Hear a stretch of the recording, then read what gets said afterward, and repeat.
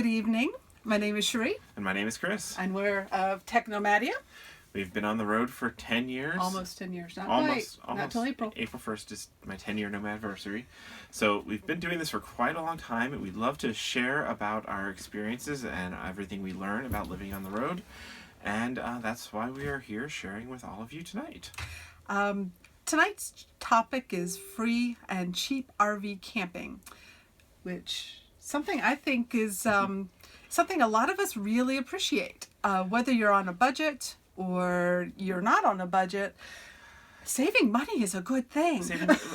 And aside from saving money, it's not actually often about saving money. Sometimes the very best camping spots we have found in all of our years on the road are absolutely free too, and that just makes them double good. And I wanted to do this video chat. The reason I had put it on the schedule is we recently revisited the very first free RV camping spot that we did together. Okay. And I was just like, it just brought back all the memories of why I enjoy the free camping experience so much. And when we first hit the roads, Chris hit the road solo in 2006, and then he met me shortly thereafter, right. And I joined him. And he kept telling me, there's this free camping. Isn't that like being a moocher? I mean, isn't that like, I'm a giver, I'm not a taker. Mm-hmm. And he's like, no, it's totally legal, totally legit. There's places where we're allowed and invited to camp for free. Mm-hmm. And so I was telling her all about these things, and I was still kind of new to it myself, but we had a really small trailer, and actually our first date was stealth urban camping. I took her out, and we camped on Treasure Island with a view of San Francisco. That's kind of how I wooed her with that stealth urban camping first time experience. But now we're on the road, and we're like, okay, let's find a real campground that is free, and kind of gave her a little bit of a challenge to do that. Yeah, you give me a challenge. I like to research. So we were in Texas at the time, and we'd only been on the road 2 weeks. Together on our cross-country trip. Right, yeah. Our first trial run in the Tab in 2007. And I went online and researched for free camping. I knew kind of the general, we had to get to San Francisco, so I kind of looked ahead to what was easy for us to get to from our current location. And I saw this lake right above Amarillo, Texas. And I saw it was a national, I think it was recreation area is the way it was. Lake Meredith National Recreation Area. And I went to the Park Service website for the National Park Service, found the Lake Meredith listing there, and I went to go like, what are the campgrounds? Oh, there's actually developed campgrounds there. And I looked to look for the price. No price listed. What do you mean, no price? I like no, free camping. Free camping. And so we drove there. There was not a lot of information, particularly back then, on what we were going to find when we drove up to this place. And we get there, and it is just ridiculously gorgeous. Big giant lake, and the campground is up on a bluff with this loop. And there was, it's actually still to this day one of the most beautiful free campsites we've been to. And there was a cell phone tower right next to it, yes. Giving us high speed. At that time, we thought 3G was high speed. It was high speed. 2006, 3G is high speed. Yeah. And just like, there's all these great, wonderful spots, and indeed had to point to the sign. See, it is completely free. And this actually, at the time, it even had a dump station at Lake Meredith. And I read the sign, free for 14 days. Free for 14 days. I think they even allowed 21 if you're there for hunting or something. Yes. Mm-hmm. And we just loved it. I think we opened either a bottle of wine or might have been vodka. I forget which at the time. Enjoyed the sunset. I just remember the sunset going right down across us. And then the wind rushed right up to us. And it was just this magical experience. And yeah, at that point I was sold that free camping doesn't mean you have to do it all in industrial, boondocking, urban stuff. And it can be in beautiful, priceless locations. And having an RV doesn't mean being door to door to door with your neighbors at RV parks where they just rack you in so much sometimes. There's some amazing campgrounds out there that can be found. Or not campgrounds. Or not campgrounds. Some of the best camping isn't in developed campgrounds. It's in what's called dispersed camping. Mm-hmm. And that's where you're not necessarily in a numbered campsite. You're just out there picking where you want to be, as long as you're following the rules, being far enough away from whatever the rules are. So whether it's a road or from rivers, you'll have to read a little bit for the specific location you're going to. As long as you're following the rules, and you can stay in these places and not have neighbors within view. Mm-hmm. And we are currently free camping right now. So yeah, we are actually in the desert near Quartzsite, Arizona, which is one of the meccas for desert boondocking in the country. There is probably tens of thousands of acres here that are open for 14-day camping. And also LTVA sites, which we'll talk about in a little bit here. So the first thing we want to go over is what are your free camping options for RVing across the country. And probably the style that we're doing now is camping on public lands. So BLM, National Forest, some actually state forests, some state park areas. Wildlife refuges. Now BLM, if we're throwing a bunch of acronyms at you, if you're new to this, you're probably going, oh great. Well, the BLM has been in the news a lot lately, but let's not talk about that kind of BLM. This is the Bureau of Land Management, and this is actually the federal government owns a huge percentage of the property. And you as a U.S. citizen means you are an owner of it, and that's why you're allowed to stay there. Yes, but you have to follow the rules. Yes. And there are designated areas where, there are some areas where they don't allow you to camp on. You will have to do a bit of research to find where the designated 14-day areas are, or the more likely, if it's specifically not allowed, usually is the way it works, is then you're allowed to camp there. So public lands, great resource, and some of them are, like Chris said, is state, some are national. There's also Corps of Engineers too, which is another sliver of public lands. That's the Army Corps of Engineers actually owns and controls a lot of land where they did the work to develop dams and irrigation projects and canals, and where they had the workers stay and camp. When they're done with it, they turned them into, some of them are paid campgrounds, but actually quite a few of them became free campgrounds that are, we've run across 3 Corps of Engineers. I don't remember any. Along the side of the lake in Oregon. Up along Columbia River. Along the Columbia River, that's Corps of Engineers, and it was absolutely some of our other all-time best free camping. I think that was the moment I decided this nomad thing was for me long term. Yes, along the Columbia River, riverboat going by, paddle wheeler, beautiful views, tons of solar power, and no other campers for probably half a mile in any direction, and completely free. Okay. Another style of free camping is what we refer to as blacktop boondocking. And that's when you'll hear like you can stay overnight for free in Walmart lots, Cracker Barrel, rest stops, and things like that. Now remember, not just because someone's told you that you can stay overnight in a Walmart lot, that doesn't mean every Walmart allows it. You do need to do some research to find which ones allow it. And it always can't hurt to go ask the night manager and Actually, it's usually required. It's not a can't hurt, but they do request that you ask permission as well.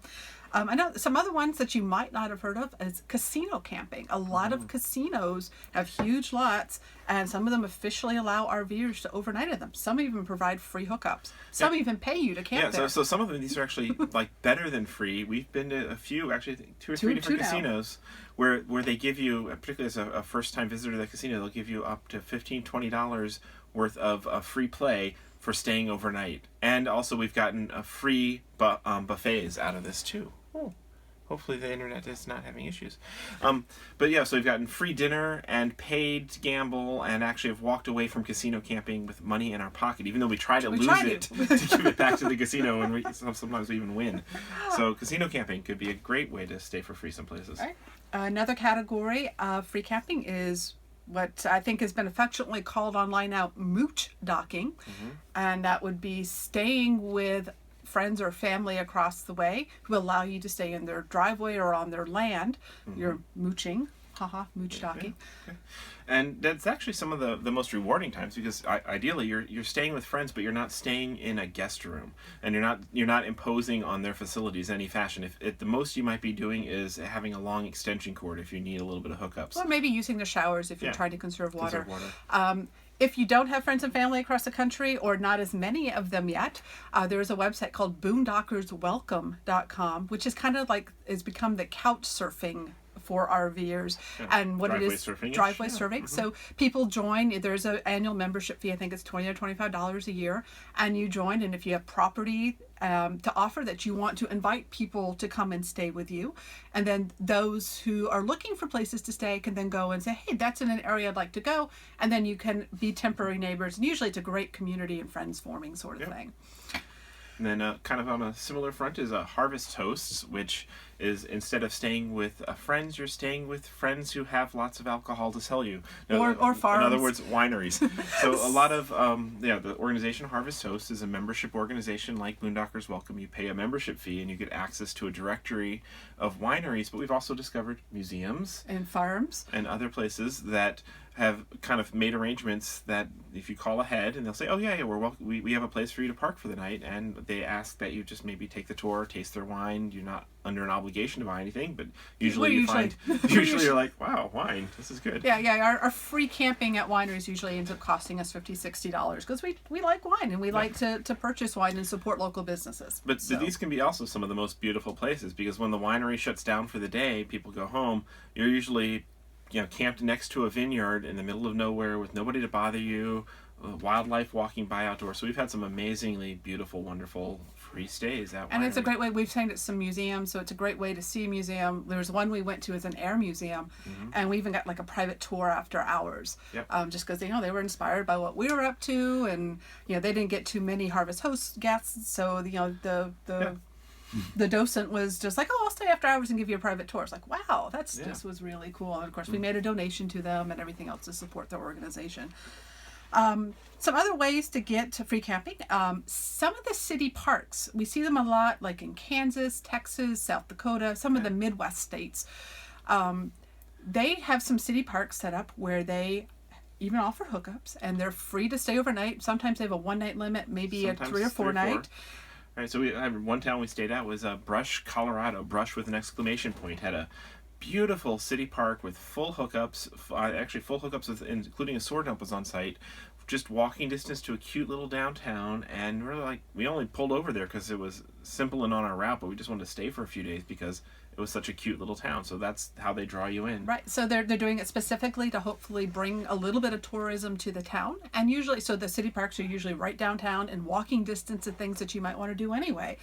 So keep an eye out for those in your travels. They're a great option. And of course, there's work camping and volunteering. And these are situations where you sign up to work maybe 15 to 20 hours a week. It might be checking people into their campsites.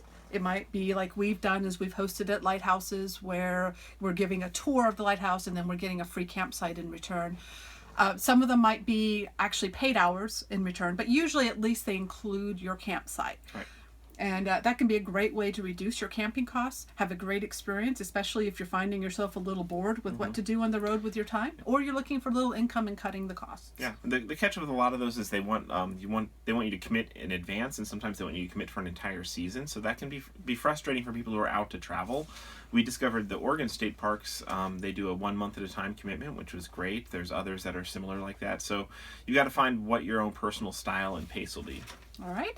That kind of wraps up the free options. There might be other options out there that we haven't discovered yet. I sure would love to know about it. I mean, even us folks who have been on the road a few years can learn new things. But there's also another category of camping, and I call them cheap camping. And these are ones where you're going to be paying a smaller fee than what you might at a typical RV park. $10 or $15 a week. Yeah, so I'm doing these things under $15 a night is I consider cheap camping.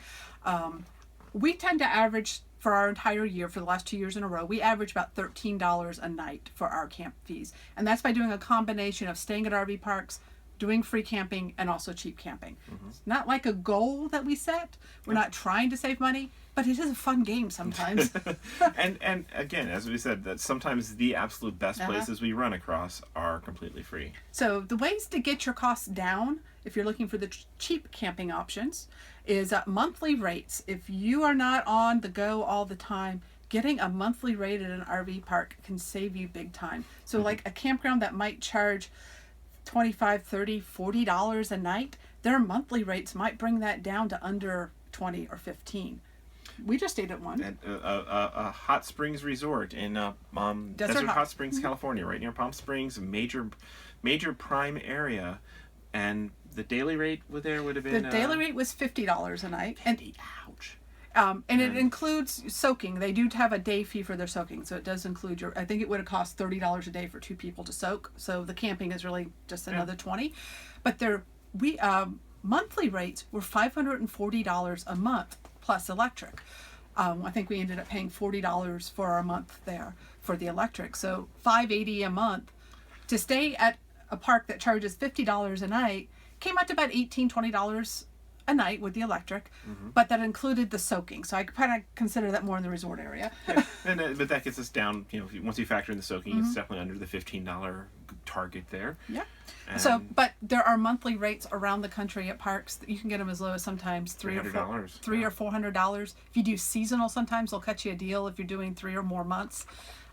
Obviously, in some places, the monthlies in very high tourist areas like Key West right now, you're looking easily at $1,500 plus per month. That's still cheaper than nightly rates there, but look out for those monthly rates. We slow it down every so often. We sometimes like having a spot for 1 month. Helps us get ahead on chores, maintenance, a shippable address for a while to stock up on our Amazon shipments. And it's we'd love to mix it up, slow and fast. And Yep. Some RV parks offer, especially if they're the more resorty or timeshare style ones, they might offer an introductory rate for newcomers. We just stayed at the Sagaro Escapees Co-op. The Escapees Co-op in Benson, Arizona. And yeah, what was the intro rate? Was 1 week for $50. $50 for a week at this amazingly beautiful park. Yeah, and their nightly rates are normally only $20, so they're not that bad anyway for full hookups in a huge site. But you can look out for these intro rates. I know some of the timeshare, like some of the Thousand Trails parks and some of the other ones that are trying to sell a membership fee to them, they might give you 2 or 3 nights free at some of them. As long as you listen to the timeshare pitch. Yeah. We actually don't usually go for those. But there's some other parks you can find. First timers, they'll offer a really cheap rate to get you in the door. The America the Beautiful Pass for seniors. It's if you're over 62, or I think if permanently disabled, I think is the other qualification that you can qualify for this one. It's $10 lifetime fee. I do believe I heard it is going up. Oh gosh. I mean, $10 lifetime. It's the best deal in the country right now. This is the reason why I do look forward to getting older. With this pass, you get 50% off at most federal campgrounds. So aside from the free boondocking on some national lands, some of them also have developed campgrounds in some of the national parks, forest campgrounds, BLM, Army Corps of Engineer, like Chris mentioned. And as some of them are switching to being run by concessionaires and they're not honoring the discount, but a lot of them still do. So sites that might go for $15 to $24 for us younger folks, well, are... If you've got the America the Beautiful Pass, it's half that. It's a bargain. So you can get some beautiful sites for $8 to $12 a night across the country with this pass. It is, if you're over 62, I mean, this is the thing to rejoice about. And now there are state park passes that are similar that you don't have to be above a certain age to meet. So like one really great one that a lot of people take advantage of is New Mexico State Park Pass. So that one, it's $225 if you're not a New Mexico resident. I believe it's $180 really if you are. If you're a New Mexico resident. And what that includes is free unlimited dry camping in any of their state parks, which normally go for $10 a night. So for 1 calendar year. So for 1 calendar year. So either you're paying $220 if you're going to be in the state for more than like 22 nights, it's worthwhile to go ahead and get the pass. And then if you want hookups, you just pay $4 a night for electric, or I think $8 for the full hookup sites. Normally they only charge $14 for a full hookup site. So even if you're not doing the state park pass, New Mexico State Parks, they qualify under my cheap conditions anyway. But it is a great way. We keep having the fantasy of spending a few months in New Mexico. It's a gorgeous state, and just park hopping. We intended to do it this fall, but we ended up at an Army Corps of Engineer park. That was a great deal and was beautiful. So there are membership networks, like I mentioned Thousand Trails just a moment ago, Coast to Coast. There's a few other of these membership campgrounds where you pay a huge upfront fee to become a member, or you buy over a membership from somebody else, and then you get a set number of free nights. Yeah, they have very complicated rules if you're into like gaming systems, and like if I do this and I do this and I combine my zone with that, if you like that sort of thing to get a great deal, if you're the kind of coupon clipper that gets into that, you can do really, really well playing the Thousand Trails game and other stuff. You'll need to do some research to make sure you buy the right membership to fit your needs, and also make sure that the park network fits your travel style. It's where you want to be. We don't, I mean, like I said, we already have our camping costs down to $13 a night without even thinking about it, just by pursuing the sorts of places we like. So we don't think about it. But we have heard from Thousand Trails members who prioritize staying in that park system and get their camping fees down into the single digits per night. They kind of develop overall. a little routine of go to this park for 2 weeks, go to that park for 2 weeks, and they can just play by the rules and keep it really, really cheap by staying inside the network. And if that's your thing, if you're looking for the, a cheap with hookups sort of situation, that's a great way to go. Personally, we've never found a Thousand Trails park that's been somewhere we want to be anyway, where there weren't other options that kept us happy. So we haven't pursued that path, but it works for some people.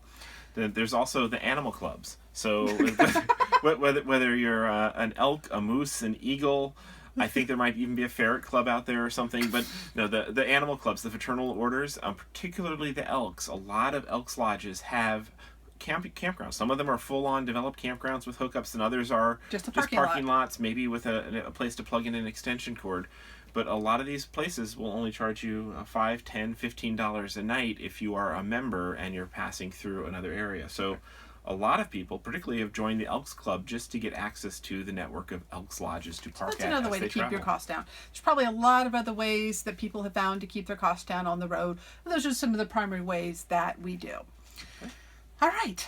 So a lot of these options, we're moving into dry camping, some overview tips. A lot of these options are not going to provide full hookups, especially boondocking or staying on some of like national parks usually don't have full hookups in a lot of their locations. There's no hookups out here in the desert and Quartzsite. I mean, geez. So yeah, you can't expect full hookups if you're doing out in the boonies sort of camping. I mean, that's why you don't have neighbors. And so you do need to come self-prepared. You do need to make sure you have your power requirements covered, whether that's using a generator, and please be responsible with your generator and don't park right next to someone who's using solar. Yes, please. Please. Or setting up a solar and adequate battery system to cover your needs if you're doing this long term. That's probably a way that you'll want to go eventually. You need to have your water systems worked out, have your tanks be large enough to stay as long as you want. Or know how to conserve your water usage so you can stay out as long as you want. Right. And you also want to definitely, most of these places, it's a pack it in, pack it out sort of situation. So whatever you bring in, you need to come in fully self-sufficient. Don't leave trash behind. And in fact, leave places cleaner than you find them. A lot of these places, they're free because there's nobody who's paid to take care of them. And if the land is abused, they will close them down to camping. So do your part and leave them cleaner than you find them always. Yeah, we always make a point during and just before we're leaving any of our free camping stays is we spend about 15 minutes a day just cleaning up trash on our walks and just making sure we're leaving things a better place. Yes.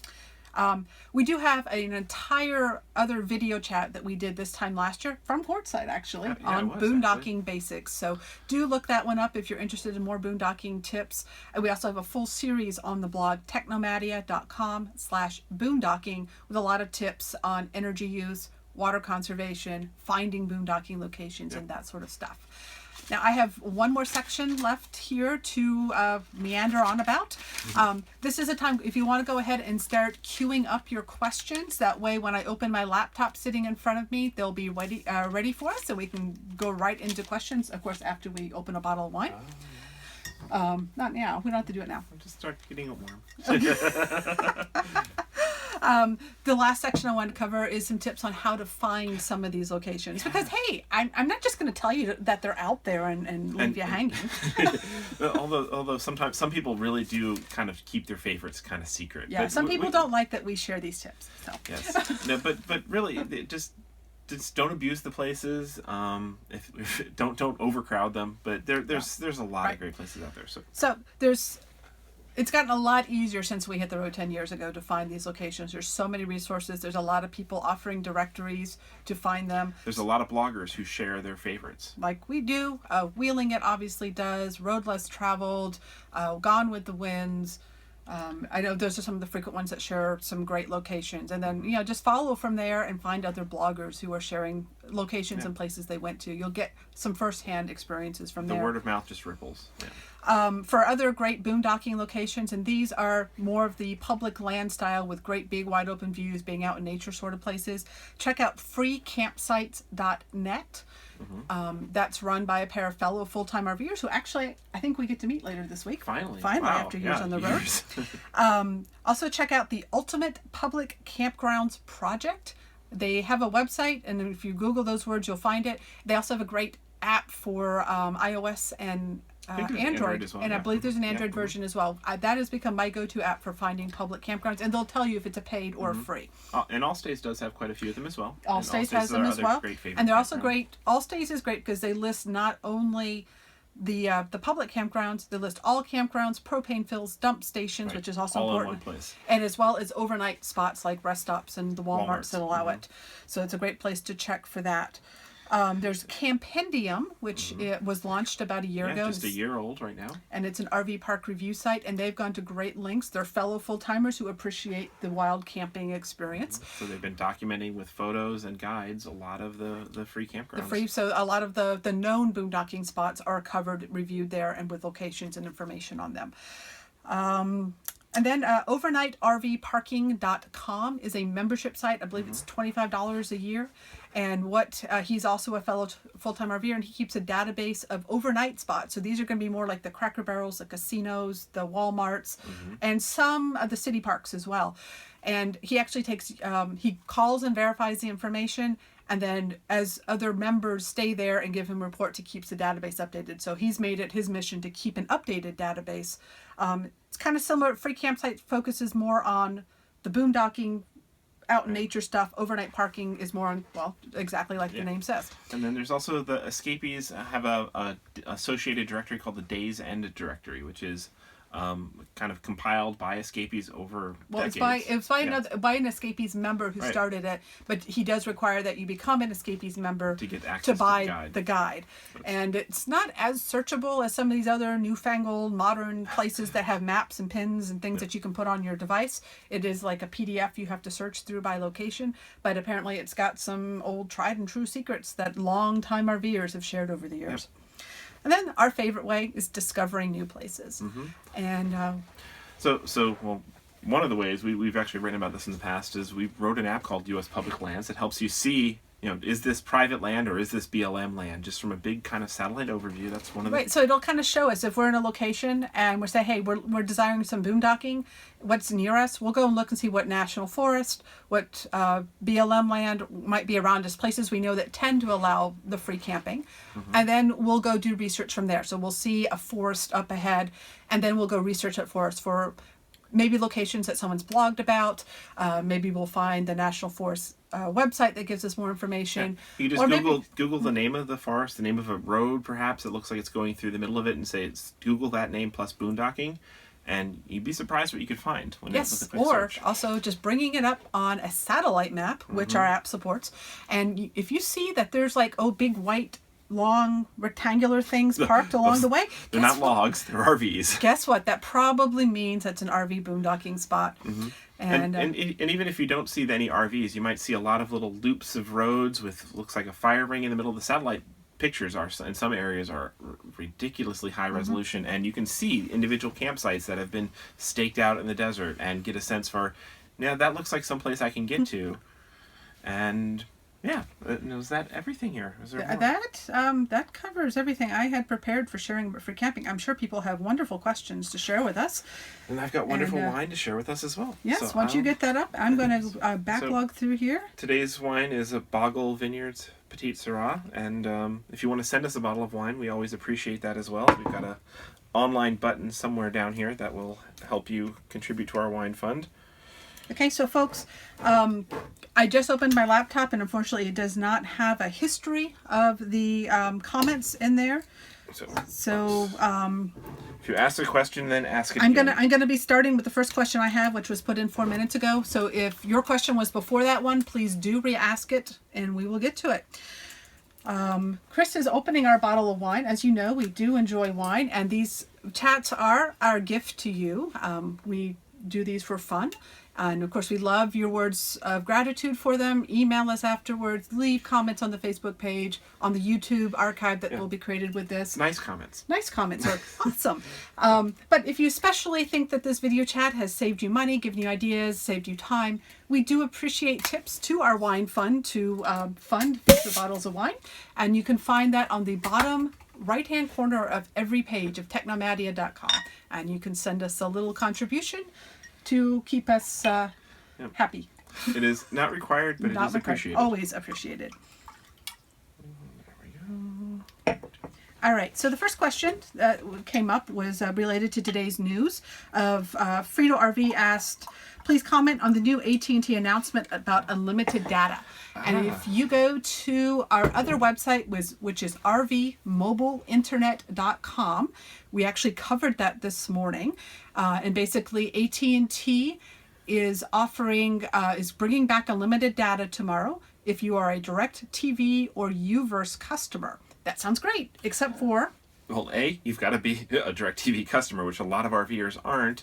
And then B, the unlimited plans are coming back with the same restrictions of the old AT&T unlimited plans, which means no tethering, no hotspot usage, and after 23 gigs of usage, AT&T can slow you down will throttle you on congested towers.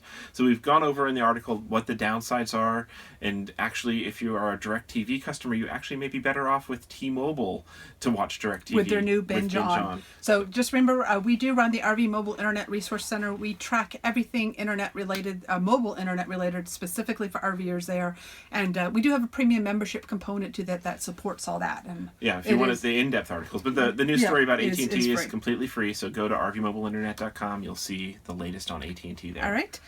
Henry asks, what is the most you would ever pay per night at a campground?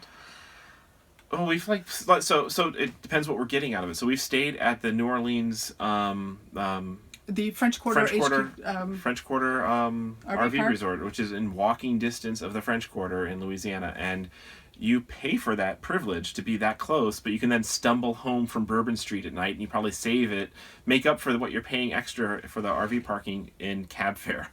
so you gotta weigh things. We generally are, places that have resort in the name, that actually is a turn off to us usually.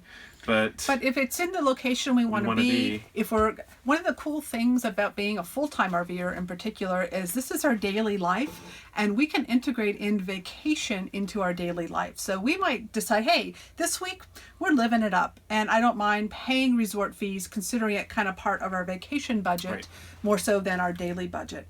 And then I'm not paying airfare to get there. It's just there. And we'll do that. And it really depends upon the location. And it balances out over time. So we've got the free time in the desert balanced out with a couple days at a fancy resort downtown at an exotic location. All right. Bob asked, do you worry about muddy roads?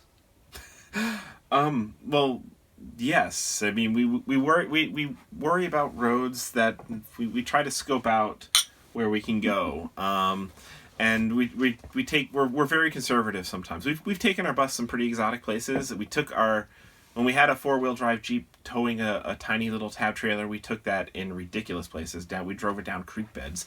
But yeah, we don't want to go someplace where we're going to have a hard time getting out and get stuck. And do remember that if you go too far off a main road, your emergency roadside assistance may not come out and tow you out. You may be at your own cost on some of these. So we do use a lot of caution. We usually unhitch our Mini Cooper, which is our towed vehicle, and we'll drive around and make sure that we feel safe bringing our house down that road before attempting. And that's what we did when we scoped out this location. So Curtis asked that we share about the good neighbor policy when doing boondocking and free, particularly Blacktop boondocking locations. So this would be like staying in Walmarts, Cracker Barrels, rest areas, and things like that. The escapees started the good neighbor policy, and a lot of partners have added on to that. And basically it's saying that when you're staying at these overnight locations, you're doing it overnight. You're not setting up camp. You're not putting out the barbecue grill. Yeah. Don't put out your barbecue at Walmart. Only put out your slides if you absolutely need them to get to things in your rig. You're not camping when you're staying overnight at like a Walmart or a rest stop. And you're also cleaning up after yourself. And it goes into more of that. The escapees, our village has it, and a bunch of other locations have co-signed this good neighbor policy. Yeah, because in particular, if you put down stabilizers and you've got a big heavy rig and you're trying to get level so you can have a better night's sleep, well, your stabilizer might be digging a gouge in their asphalt, and you're costing them quite a lot of money when they have to redo their And if too many people abuse it, they'll quit offering it. So that's just hostile. Don't do that. And don't stay over long. I mean, if you need to stay 2 nights, 3 nights, talk with the management first before doing it. Don't assume that you're invited to stay as long as you want at any of these locations. Sheila asks, when boondocking, if you run your generator, you've still got the fuel cost. Yes. Yeah. And yeah, so Fuel costs. yeah, fuel costs. That is so a lot of times, like if you're in the heat of summer with the hot and humid and stuff, you can be out in the desert boondocking and running your generator nonstop to stay cool, but it actually might be cheaper when you factor things in. To go get use your Passport America membership, will get you 50% off at a nearby campground. And Just go get the hookups. Yeah. Might be cheaper. You do have to weigh that, definitely. Same as in extreme climates as well. Yeah, extreme cold too. And you may decide that running a generator not only costs money, they're loud, and that may not necessarily be the quiet, relaxing environment you or your neighbors want. So a lot of us instead go solar. We try to be dependent on solar and only consider our generator to be a backup. Mm-hmm. All right, let me scroll through this. How many people are here? 300 people? Oh my gosh. Oh, wow. I think that's our biggest one ever. Wow. Hi, people. Not intimidated. There's a lot of you. Okay. Jeff asks, after you leave a 14-day stay, how long do you have to wait to go back for another 14 days? And I believe that does vary by the local management area. Yeah. What was the rule here? I didn't even read the fine print on this one. I think you've got to move at least 25 miles. And then you can stay someplace else for 14 days. So I think it's 14 days, 14 out. We rarely come up against it because by 14 days we're usually itching to move on anyway to a different location. But yeah, definitely look up the rules. They're usually posted on the agency that runs the land. So and actually, even here out camping in Quartzsite in the desert, there's camp hosts that you actually will give you the rules and a permit when you sign in. So there's a little bit of formal structure here, but it's still completely free. All right. Sage puts in that the Days End directory that the Escapees offers has added a mapping feature. Awesome. Fantastic. Wow. Definitely makes it live. Definitely want to go check that out again. All right. C Geeky asks what's involved with joining the Elks. Joining the Elks, it depends. Each local lodge has their own process. The easiest way for an RVer to join the Elks is via the Escapees Elks Birds of a Feather group, because at a lot of the Escapees, the big rallies, they have they arrange with the local lodge to do a bulk initiation. So last year at the Escapees rally in Tucson, after the rally, they had a mass Elks initiation at a nearby lodge. Otherwise, you did it the traditional way. Yes.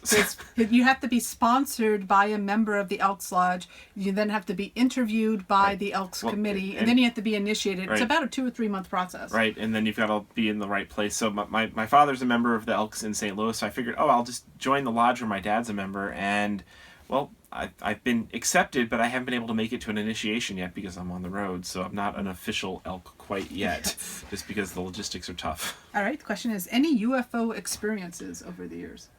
I think the closest was that cow and the koi fish in the middle outside Area 51. Area 51, just this UFO vibe there, I guess. Yeah, we were free camping out near the edge of Area 51, and there's some strange things in the sky. We found koi fish out in ponds in the middle of nowhere. Yeah, this big giant pond full of koi in the middle of the desert. They weren't flying though. And then an upside down blown up VW bug and strange lights in the sky. So yeah, things get weird in Area 51. All right. Rich asks, what is the best way to identify free plus good wireless? Right. So what's our trifecta? It's free, fast free internet. Free camping, fast internet. But not free internet. He's going to be full time in June. Okay. And he needs to be tethered to a data center as an admin for 8 to 10 hours a day. Is there one source for free and good wireless? And you're going to find internet connectivity on the road. You're going to need to build an arsenal. You probably cannot rely on free internet on the road. Not unless you're willing to commute into Starbucks or McDonald's and spend your workday at some place that's got a free hotspot. And kind of navigate that. Campground Wi-Fi is hit or miss. Those of us that rely on internet, we usually go cellular and or satellite. And you'll want to go to our website at rvmobileinternet.com/overview to get a handle on the options that are out there, and we keep that updated. All right. Florida, favorite spots ever done Florida? Favorite free and cheap spots in Florida? Let's see. We know there's actually some state forests in Florida that's free. Yeah, We've not stayed at them, but the Winds wrote about it. Last winter, Gone with the Winds did a lot of free camping at, I think it was like wildlife preserves or something like that. The Florida State Forest has several areas. Not the state forest. State Forest. Maybe it was State Forest. Yeah, it I was don't State know. Forest. And there's some national forests. It's very limited in Florida for free camping. Sometimes it's just the overnight boondocking sorts of spots. It's a very popular area in the winter, obviously, and it's a very small area. So the options are limited for free. Well, actually, we almost forgot to mention that the other type of free that you can do anywhere is urban stealth boondocking too. So there's, just blending into places and just stay a night or two. Particularly if you've got small vans and stuff, you can get away with a lot of that. But big RVs, kind of hard to blend in. Martha would appreciate comments on safety and security. Do we have concerns? I feel safer usually at boondocking than I do in big cities. Most boondockers look out for each other. We are not nefarious towards each other. I mean, yes, there's risk anywhere you go. And safety is one of those things, I believe it to be a state of mind, not necessarily It really comes down to trust your gut and know that your house has wheels. So even if it's in the middle of the night and you're just getting the heebie-jeebies, like the people setting up down the way from you are just, looks like they're setting up for a big drunken party. Your house has wheels. Throw everything in and just drive away. Trust your gut. Never override. Yep. Let's see. This thing keeps scrolling, so I'm trying to see. UFOs, Florida, AT&T announcement. What is the cheapest campgrounds in Utah, Arizona, Nevada, and California? There's tons of free public land out there. Yeah, I mean, research, go onto all the campground review sites, look for them. That is, I have not done a full comprehensive study of every single campground in the United States to be able to rattle them off the top of my head. In those states, they tend not to be like there's not as many of the options like in the Midwest where there's the free full hookups. Here's the city park that's trying to lure you in, but there's just open desert that is, the Western states are so much as public land. Yep, and then again, those monthly and seasonal rates. If you go find the parks that cater to seasonals, go look them up. What kind of wine do we prefer? We prefer reds. Yeah, we're drinking I'm fond of red. So tonight we're drinking a Bago Petite Syrah, which is one of our favorites. Yes. Kathy would like to know is, how do you find out where a 40-foot RV can and can't go? So and a lot of people are. It all depends on your personal comfort. Our friends like Sean and Louise used to take their double-decker 40-foot bus into some of the craziest, most remote spots you'd imagine. They thought it was a van, I think. They treated it like a 4x4, and they got stuck a few times, but they really knew the limits of their themselves and their vehicle. So whatever you're comfortable with, it does help when you're doing the satellite scouting. If you look and you see a lot of big RVs boondocking in a certain area of desert down a long dirt road, then you can assume that dirt road is likely very passable.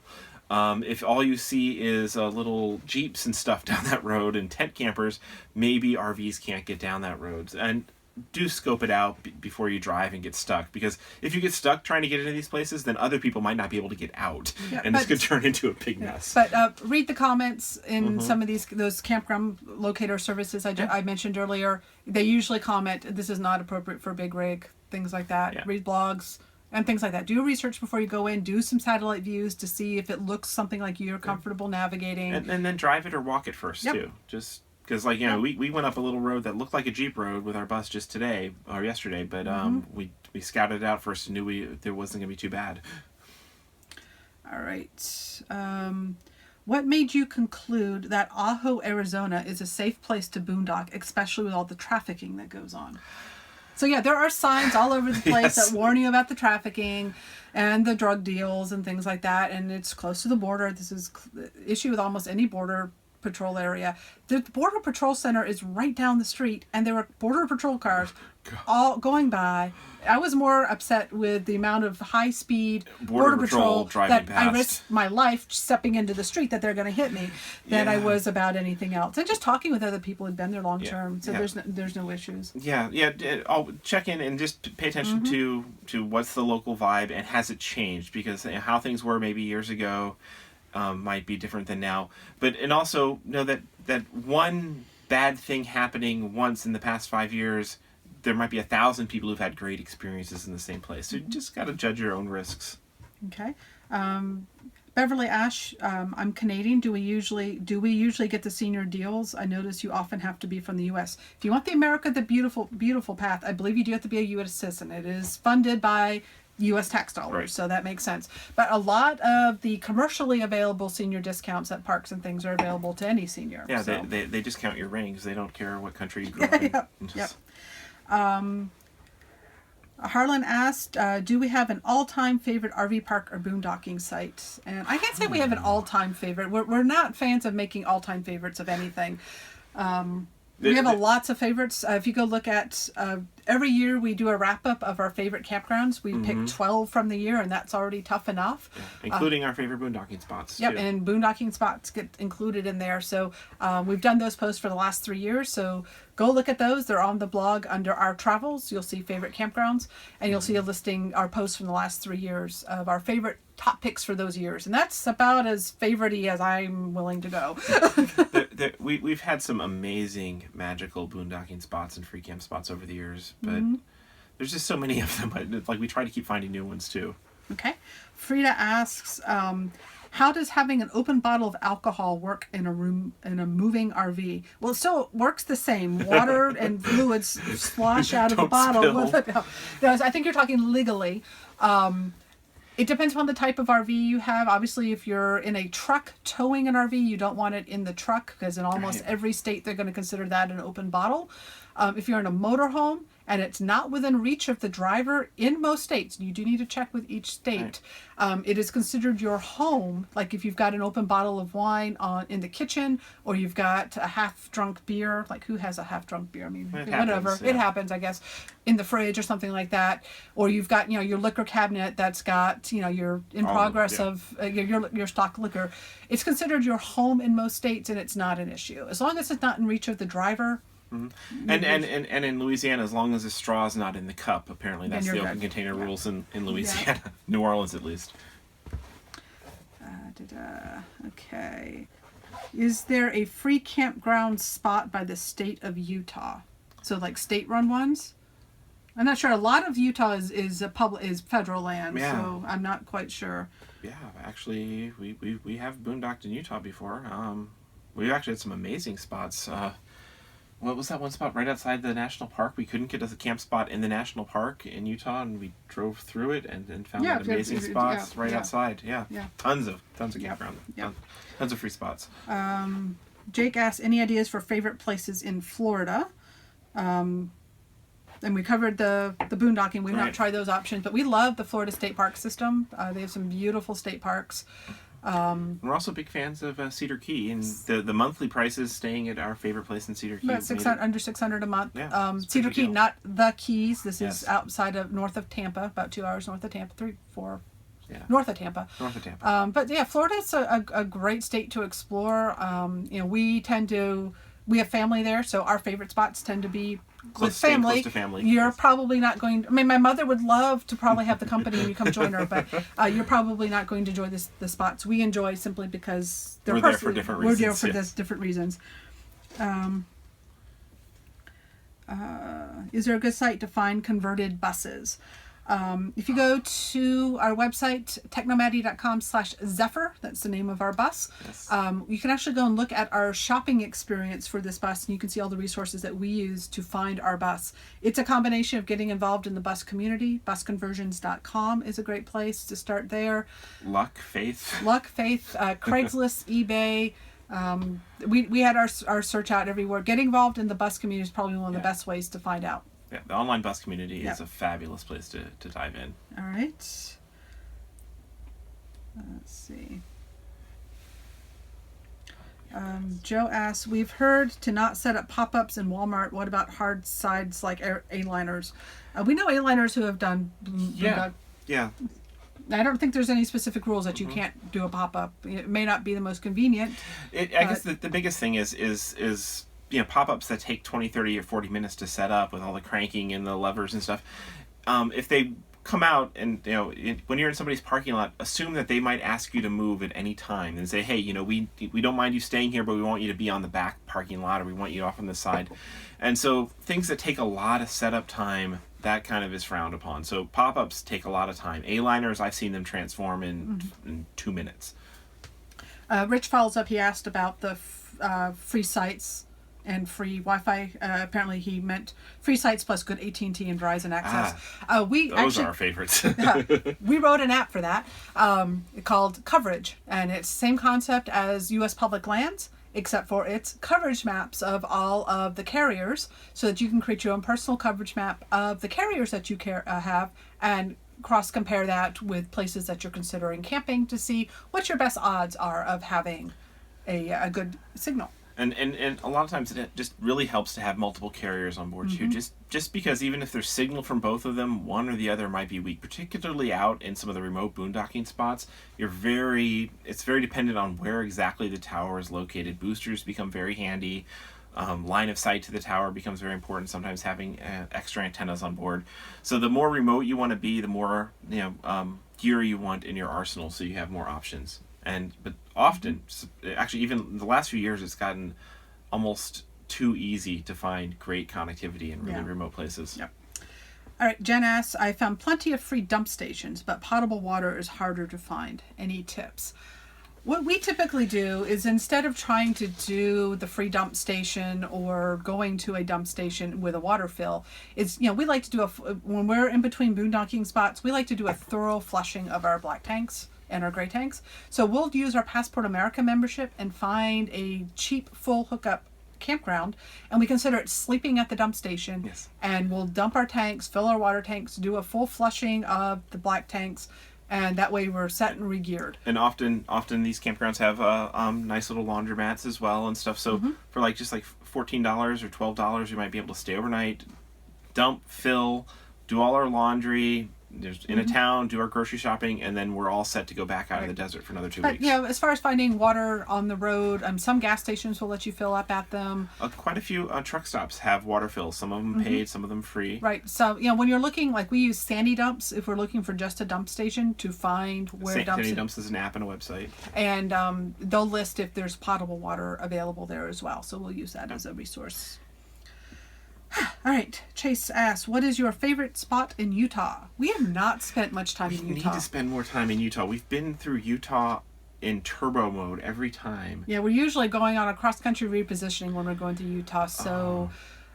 we want to spend more time in Utah. It's one of the most beautiful states we've experienced, but we've always been on such a tight deadline. And I think the last time we were there, we were in the Oliver, so that was at least 5-6 years ago. So the Grand Staircase area, and just God, there's so much in Utah. It's just a ridiculously beautiful state. All right, Majestic View Photography asks, I love majestic views. do you have a favorite free camping spot by Wilmington, North Carolina? And I'm going to say we've never been there, so I have not researched there. So I would send you back to all the resources we just said to look for. The East Coast is a bit trickier because there's less public land, and then a lot of the forested land is, the desert. Even big rigs can tend to get around out in the desert.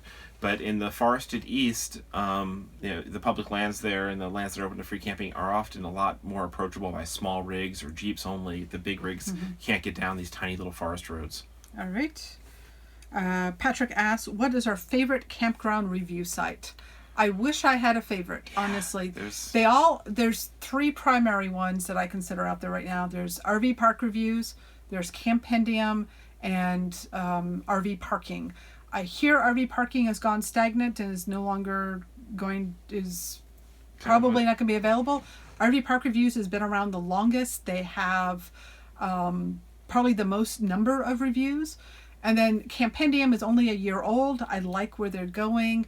I like the user interface of RV parking. I like the history of RV Park Reviews, and I like the spirit behind Campendium. Yes. If I can get all 3 into one, that would be my favorite. Yes. And plus, I want to add in the feature to be able to friend people and have predictive reviews like Netflix to say, hey, you're like this person and they like this campground, you might too. particularly on RV parking or RV park reviews, so many people are like, there was a tree and I couldn't get a signal with my satellite TV. I'm like, there's a tree and there's shade and greenery. That's a plus in my book. And this person rated it a 1 star. So you have to always read the reviews to try and filter out those people. Okay. Brett would like to hear more about free camping along the Columbia River in Oregon. Where details, that was back in 2007. The John Day Dam, right on the north shore of the Washington side, just to the west of the John Day Dam. It's a huge, giant beach bluff area. You've got to go down this dirt road to get to it, but big, giant Corps of Engineer area. And there's a couple other spots. There's tons of them all up and down the Columbia River. Research Army Corps of Engineer, Columbia. Just look on the map, you'll find them. Yeah, and just do some satellite viewing. You'll find other places where RVs parked along the river, and there's just some amazing spots along the Columbia River. Kath asks about how's the mattress. Never saw a follow-up. We're still testing it out. We've only had it a week. We only had it like 4 nights. So mattresses need time to break in before you can really give a good assessment of it. As you know, over the summer we were given a mattress for review. That one did not work out even after returning it and getting a second one because they thought it was defective. Yeah. So we went ahead and bought our own new mattress. It's a Leesa, Leesa. Came in a box. It was compressed to the size of a pancake. And then it expanded. And we've been on it. We got that late last week, I think. Yep. Mm-hmm. So we're still, so far, it's significantly better than any mattress I've ever owned. But we'll see how it is after. Leesa gives you 100 days of 100% money back to try it out. So ask us again in 90 days.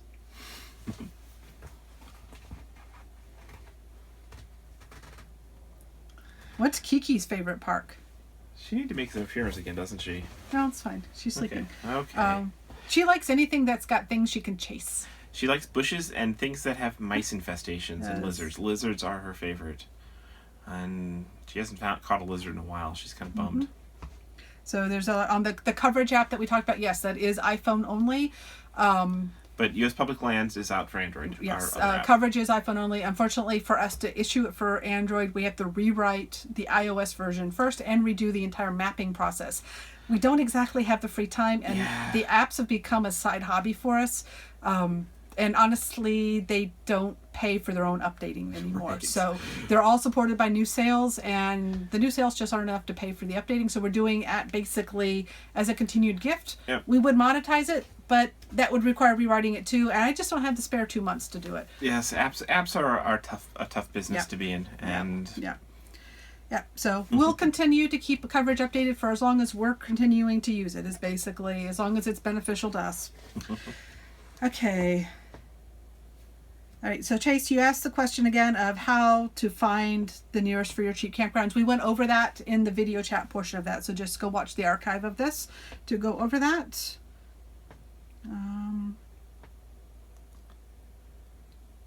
A lot of talking here. Okay.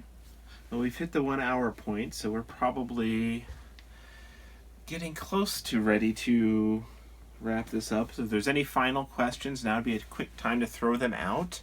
No, don't. We got plenty. I'm still working through them. Oh my gosh. Okay, so if you have any final questions, I'm sorry, but we're not going to answer them. We're still I still got 7 minutes of I'm only at 7 minutes out here. Okay. So enough questions. Just thank you guys for coming. We'll try to answer a few more here. Dawn asked, can we talk a bit more about urban and Walmart camping? Walmart, I think we've covered to excess at this point. So. Yeah, urban camping. I did a lot of that, particularly my first year on the road, particularly before Cherie was 100% with me. The key with urban camping is to blend in and park someplace that is a legal place to park. And if you've got great light ceiling, you want full day-night shade so you can block out the light. Don't want to be obviously that anybody's at home, and then you can get away with staying in downtown San Francisco. Well, maybe. See, a lot of the rules have changed. The places where people used to get away with it, A lot of them have put in restrictions and enforcements, Mm-hmm. and a lot of them will tag you or tow you for being there. So research. Yeah, and also it depends on how much time you want to spend there. Mm-hmm. So they'll tag you. Like we loved being tagged in Oregon, and Portland, because they gave us a, you know, after street camping for a week, they put a tag on us saying, hey, you've got 48 hours to move, and we're like, wait, great, 2 more days for free in Portland. Okay, so are we on Wi-Fi or cellular right now? There's no Wi-Fi out in the desert. No, we are streaming over Verizon. Verizon is the only carrier that we're getting fast speeds on here in. And luckily, that's the only carrier that offers truly unlimited, unthrottled, able to be tethered. Yeah, so we're able to stream plans. in HD. We're blowing through data right now, but we have an unlimited Verizon plan, so that's why we're coming to you this way. Bob asked, what kind of TV projector and screen do we use? The projector is right above our head. It is just out of the frame. It is a LG something or other. If you go to technomatty.com / TB63U. Technomatty.com / RV we have everything that we've purchased, well, most everything that we've purchased that's in the bus that people would be interested in, and you can find it there in the media section. Yes, we're loving having our screen though. Yes. It's been wonderful. Have we spent much time in Colorado? Not nearly enough. We've been through Salida. We've got some friends there, and there's some actually.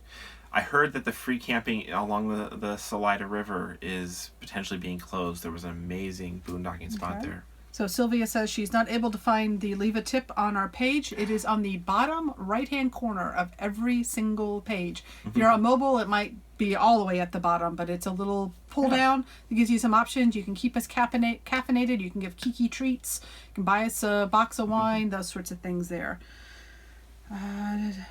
Are the Rockies too difficult to access in big rigs? We have actually not done Colorado since we got the bus. So last time we were there was... Yeah, but no, there's plenty. I mean, we've got all sorts of friends who go all over Colorado. It's just, you know your limits, know your rig, and depends on, are you going to go up a little dirt road like this, or are you going to be going other places? Okay. Kevin asked, how's your battery bank holding up? Our battery bank, our LFP batteries, the lithium batteries, have been holding up very well. The last year or two have been great for them.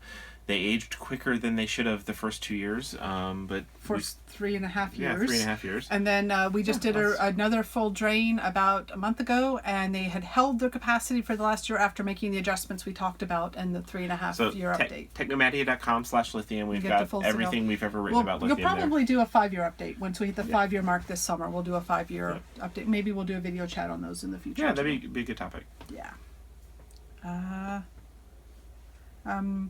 Scott reminds us of his invitation to Catamaran to Martha's Vineyards this summer, and that is, if we get up the East Coast, you are on, Scott. Yes. That would be so awesome. I'm craving time on water in a boat, and particularly a catamaran would be so cool. Okay.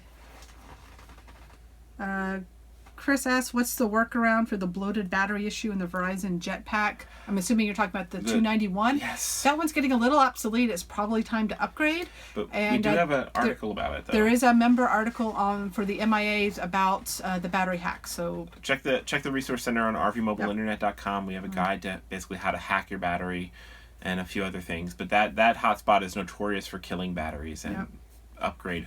There's better ones out there now. Sandy asked, do you have a time that you set when traveling for when you stop to make it worth paying for? As far as I'm assuming campgrounds. It really varies a lot. I mean, sometimes if it's cold outside and I just don't want to deal with burning propane and things like that, or the heat's really, an overnight, I'll pay for it. We play it by ear. We follow our instincts and what the location is and what free options are around for overnighting versus staying in a place. We like to keep it flexible. So I'm starting to lose my voice. Boy. This has been one mega chat. Wow. And I'm trying to work through the last of the questions here. Mike asked, does the inverter allow you to use solar before shore? Wasn't there a firmware up to that? We use a Victron boosting inverter, and you are experimenting with that. So yeah, Victron has got some assistance stuff that is starting to be able to do that better. They're still improving how you can do your shore versus how to do solar and shore simultaneously. We did that our last campsite. We had managed to set it up that way. It's still not quite as simple as it should be, though. And there's a lot of gratitude, guys, coming through. We really appreciate that, and I'm having my email bing off with donations, so we really appreciate that too. It does encourage us to do these. It does encourage us to keep doing these because